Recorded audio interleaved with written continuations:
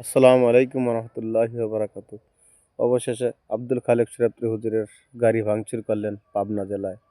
আসলে ভাই আব্দুল খালেক শরীয়তপুর হুজুর সে যেমনই হোক না কেন, কারণ সে একজন আলেম।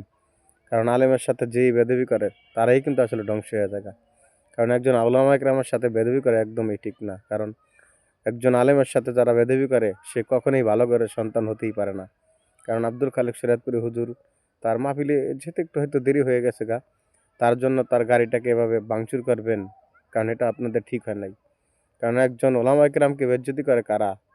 যাদের জন্মের মধ্যে ভেজাল আছে তারাই কিন্তু আসলে তারা বেইজ্জতি করে।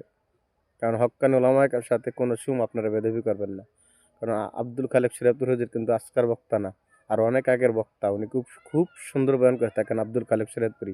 আব্দুল খালেক শরীয়তপুরী হুজুরের কণ্ঠের বয়ান শুইনা বাংলাদেশের সারা বিশ্বের অনেক মানুষ কিন্তু আসলে ভালো হয়ে গেছে তার বয়ান শুনে। কিন্তু ওলামায়ে কেরামের সাথে বেদবি না করাটাই এইটাই বেটার। কারণ সে যেই হোক না কেন সে কিন্তু একজন আলেম। ওলামায়ে কেরামের সাথে কখনোই বেদবি করবেন না। পারলে সম্মান করবেন, না পারলে বেদবি করবেন না।